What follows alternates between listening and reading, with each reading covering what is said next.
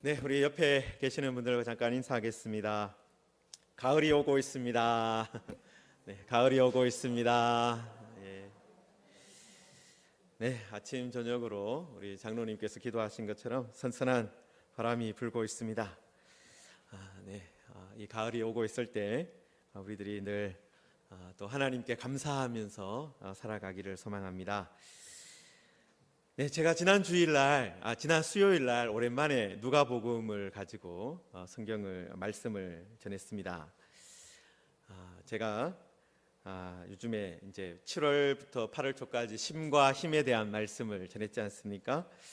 그런데 누가복음을 제가 읽으면서 또 살펴보면서 저에게 하나님이 큰 힘을 주시는 것 같은 그런 마음이 들었습니다. 그래서 이 본문을 가지고 한번 말씀을 나눠야 되겠다 해서 말씀을 준비했습니다. 먼저 이 본문이 어디에 위치해 있는지를 알아야 합니다. 누가복음은 9장 51절부터 19장까지가 한 덩어리입니다. 이제 그 부분이 하나의 어떤 그 주제를 또 담고 있는데 그 부분을 이름을 붙이자면은 예루살렘으로 올라가는 여정이다, 그렇게 부를 수 있어요. 여러분, 이렇게 여행을 하면 어떻습니까? 다양한 지역에서 다양한 사람들을 만나게 되지 않습니까? 그런데 우리들은 보통 이제 요즘에 여행을 하면 물론 일 때문에 출장을 가는 경우도 있지만은 보통 여행 간다 그러면 어떻게 합니까? 좀 쉬러 가거나 아니면 좀 즐기기 위해서 여행을 갈 때가 많죠. 그런데 이 예수님의 여행은 사명을 위한 여행이었습니다. 사명을 위한. 여러분, 사명은 어떤 것입니까? 가만히 두면 안 되는 일을 하러 가는 거예요. 가만히 놔둬도 잘 풀릴 것 같으면 그 일을 하러 갈 필요가 없는 것이죠. 가만히 놔두면 안 되기 때문에 사람을 보내서 그 일을 하게 하는 겁니다. 여러분, 요즘에 우리나라에서 이 질병관리청이라는 곳이 있지 않습니까?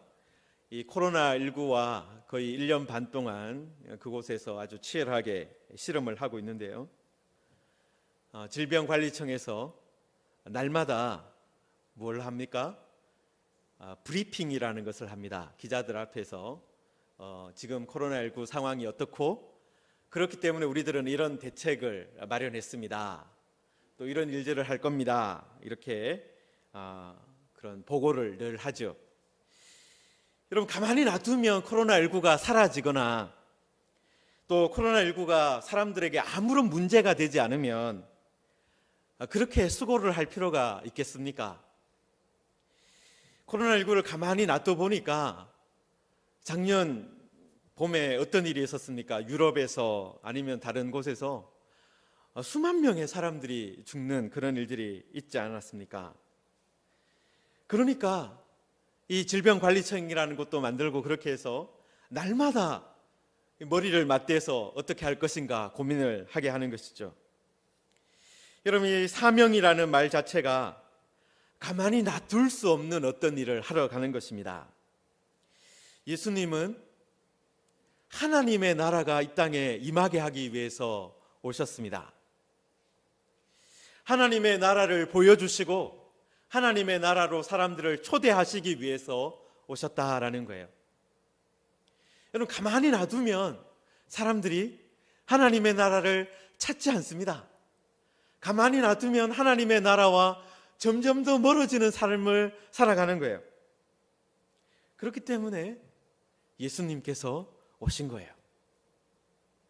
여러분, 그런데 예수님께서 이 예루살렘으로 올라가는 여정을 하시면서요, 많은 사람들을 만나게 됩니다.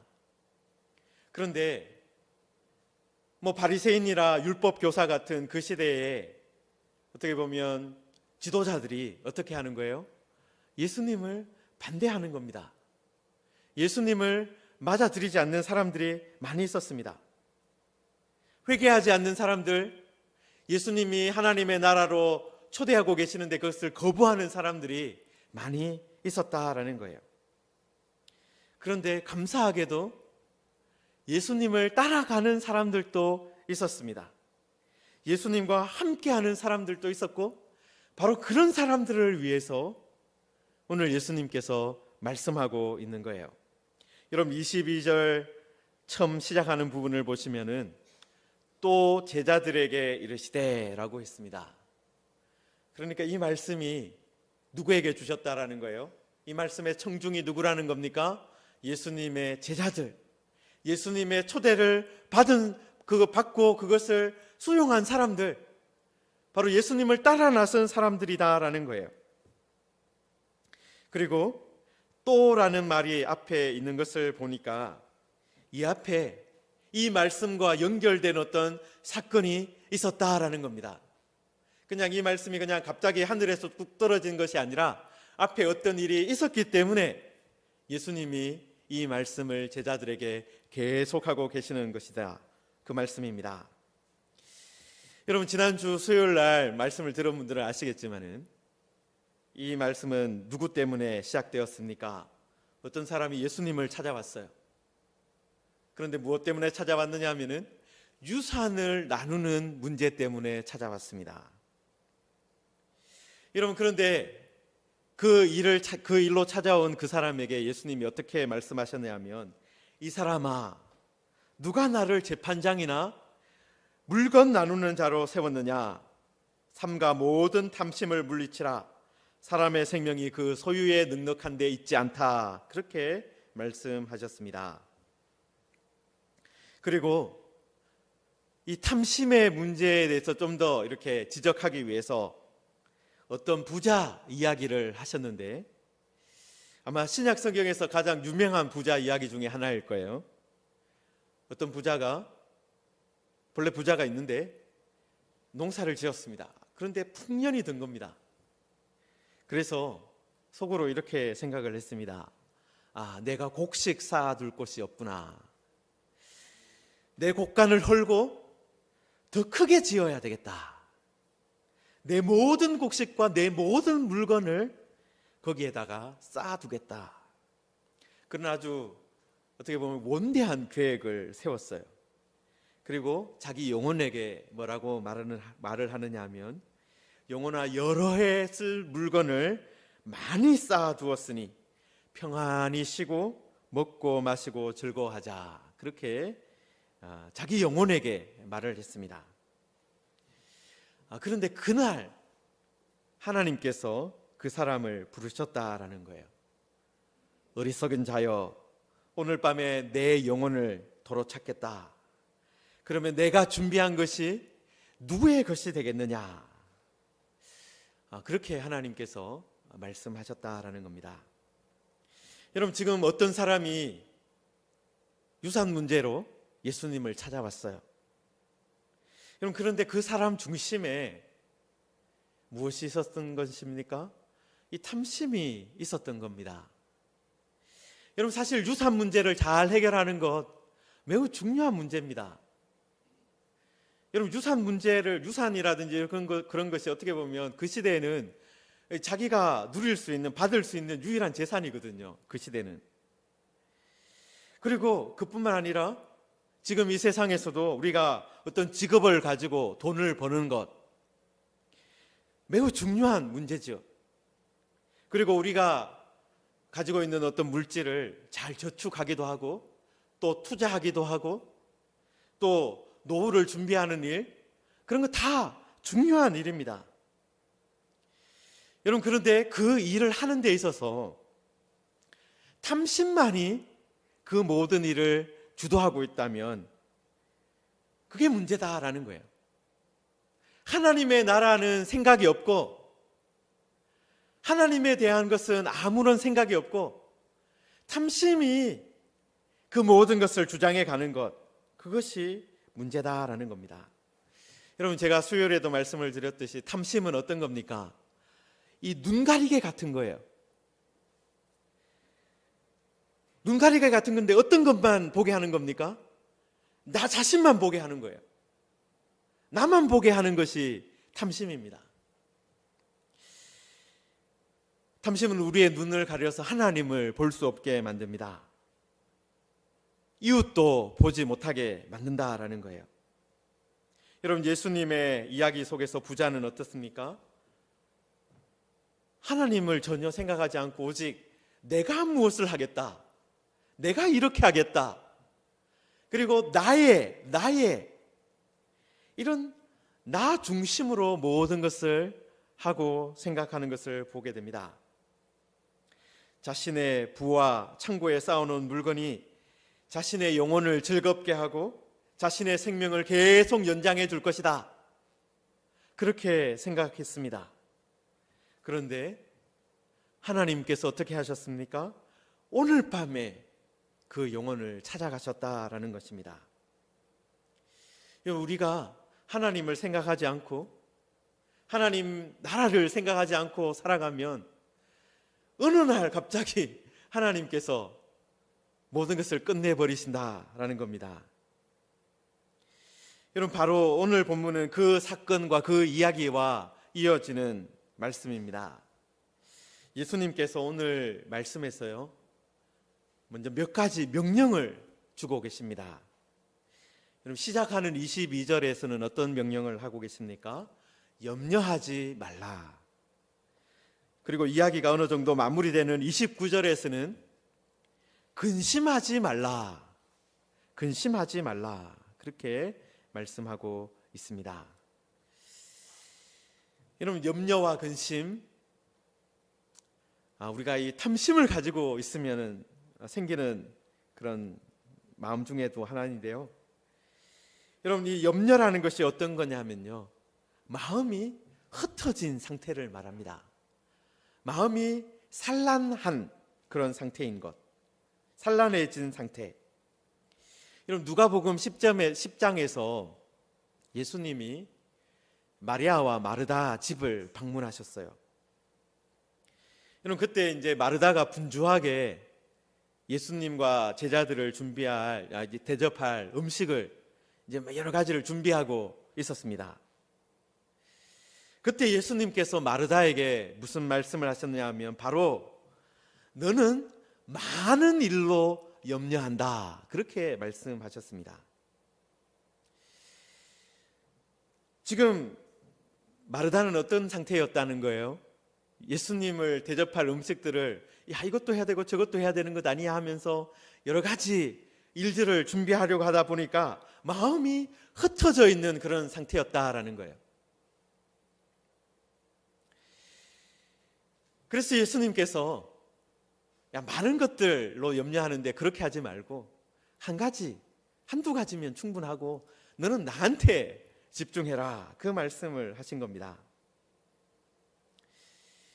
그리고 근심하지 말라라고도 말씀하셨는데, 여러분, 근심이라는 것은요, 어떤 것이냐 하면은 어떤 것에 너무 큰 가치를 두는 거예요.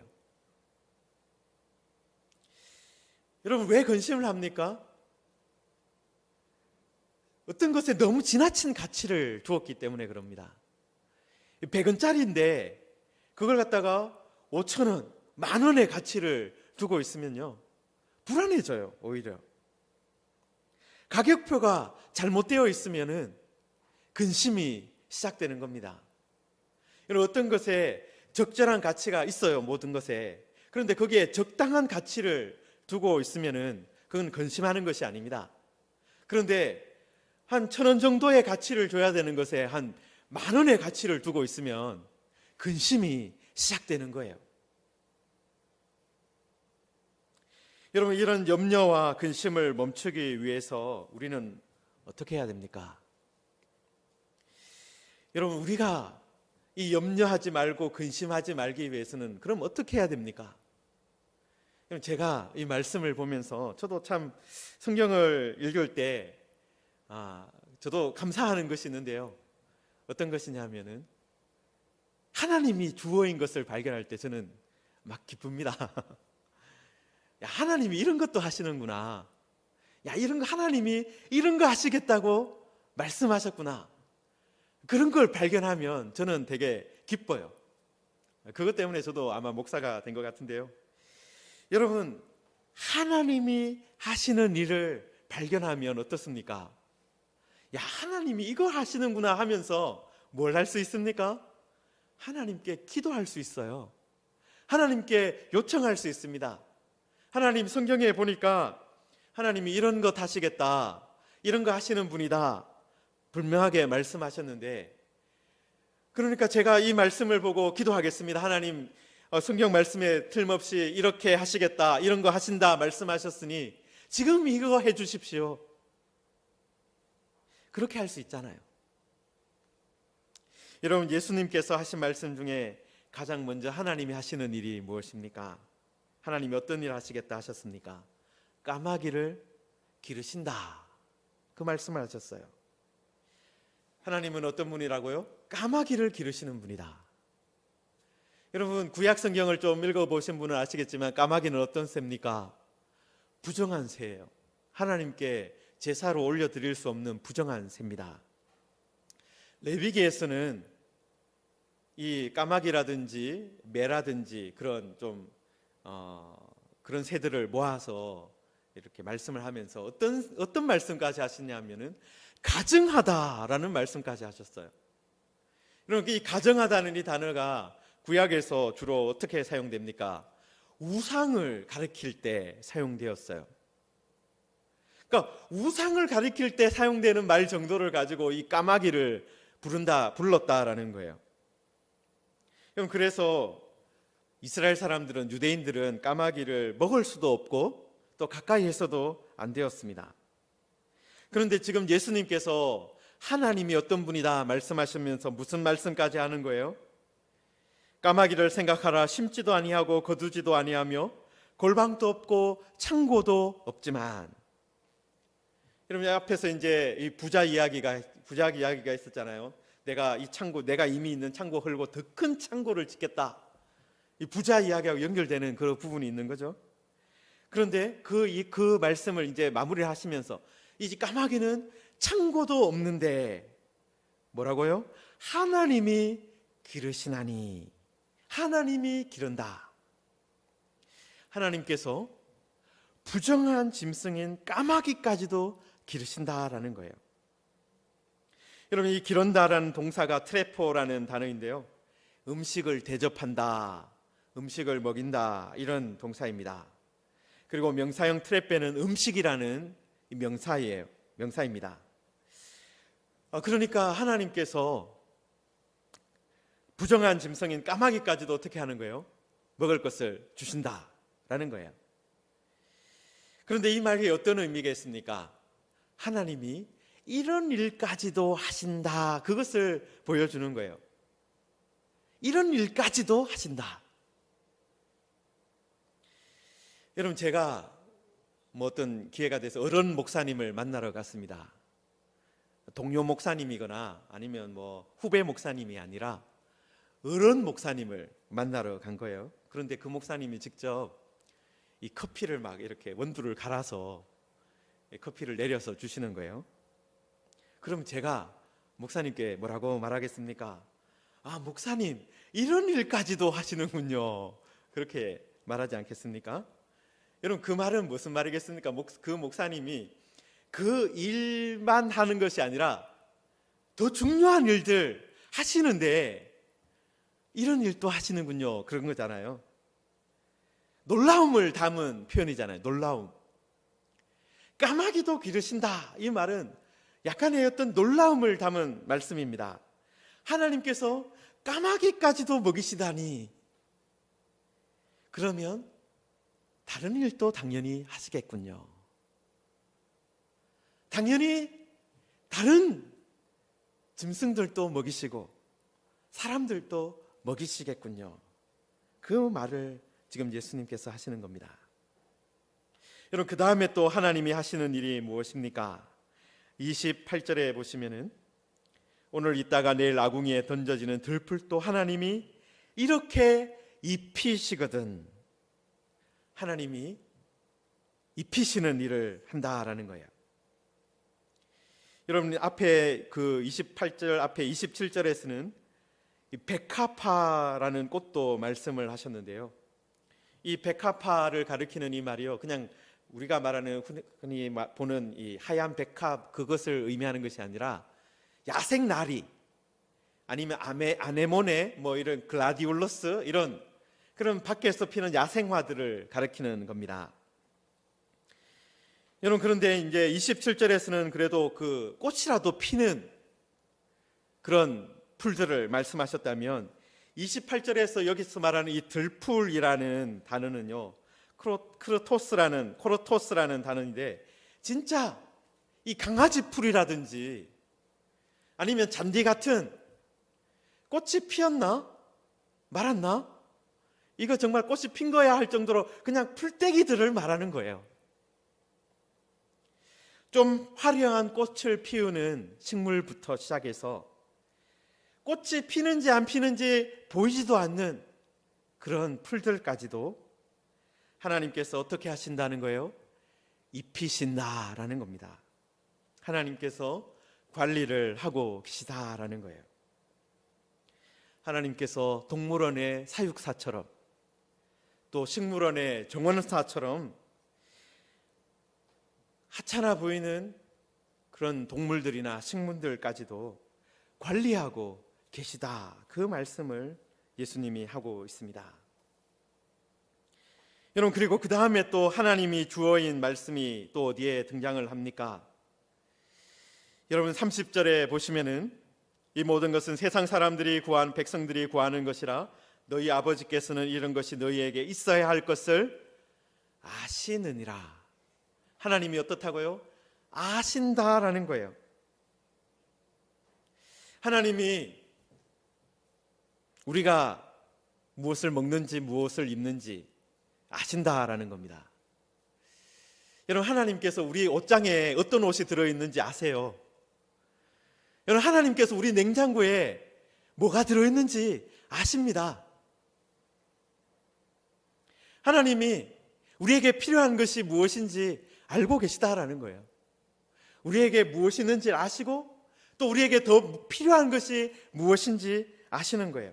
그래서 31절에 하나님께서 주어인 그 단어가 무엇입니까? 그리하면 이런 것들을 너희에게 더하시리라. 이게 하나님이 주어인 단어입니다. 하나님이 또 어떻게 하신다고요? 더하신다. 여러분 여기서 이 더하신다라는 이 말이요 프로스티세미라는 헬라어인데 이게 진짜 더해준다라는 말입니다. 더해준다. 여러분 당연히 그래서 우리말에도 번역에서 더하시리라라고 되어 있는데 이게 조금 더 근본적인 의미로 들어가면요 어떤 의미가 있느냐면요 무엇인가 이미 있어요. 무엇인가 이미 좀 있어요. 그런데 거기에다가 더해주는 겁니다. 더 추가해 주는 겁니다. 그러니까 아무것도 없어서 주는 것이 아니라 이미 있어요. 이미 옷을 입고 있어요. 옷장에 옷이 있어요. 냉장고에 먹을 것이 있어요. 그런데 거기에 더해 주신다라는 겁니다. 더 추가해 주시겠다라는 겁니다. 하나님이 어떤 사람이 기도를 했어요. 하나님한테 기도를 하고 있는데 야, 너 옷장에 이런 게 있으니까 또 냉장고 그런 거 있으니까 안 줄 거야. 그게 아니라 하나님께서 더 주시겠다. 그 말씀을 하고 있는 것입니다. 여러분 그래서 예수님은 하나님이 이런 일을 하시기 때문에 예수님의 제자들은 우리같이 예수님을 따라가는 사람들은 어떻게 하라는 거예요? 염려하지 말고 근심하지 말고 대신에 먼저 그의 나라를 구하라는 것입니다. 먼저 그의 나라를 구하라는 것입니다. 탐심이 가득한 세상에서 탐욕을 따라서 살아가지 말고 세상의 물질을 구하며 살지 말고 먼저 그의 나라를 구하라라는 거예요. 여러분 예수님을 찾아온 사람도 어떤 경우에는 자신의 탐심을 채우기 위해서 예수님을 찾아올 수도 있습니다. 여러분 지금만 그런 것이 아니라 예수님 시대에도 예수님을 찾은 것이 자기의 탐심을 채우기 위해서일 수도 있었어요.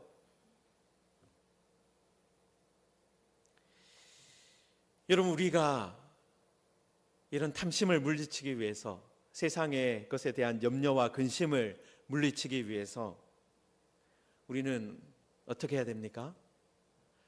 하나님이 어떤 분인지, 하나님이 무엇을 하시는 분인지 그것을 계속해서 말씀을 통해서 보아야 합니다. 하나님이 어떤 분인지를 제대로 알아야 하는 것입니다. 하나님은 까마귀까지도 기르시는 분이군요. 하나님은 덜풀도 입히시는 분이군요. 그것을 알 때 우리가 염려하지 않고 근심에 빠지지 않고 제대로 예수님을 따라갈 수 있는 거예요. 제대로 하나님의 나라를 찾을 수 있는 것입니다. 여러분, 우리가 하나님을 알아가는 것, 예수님을 따라가는 것이 다른 것이 아니라 하나님의 나라를 구하는 거예요. 하나님을 알고 하나님을 믿고 하나님 예수님을 따라가는 것, 그것이 바로 하나님의 나라를 구하는 것입니다. 여러분, 그런데 여기서 이 구하라라는 이 말씀, 구하라라는 이 말씀이 이 명령형인데 현재 진행 명령형입니다.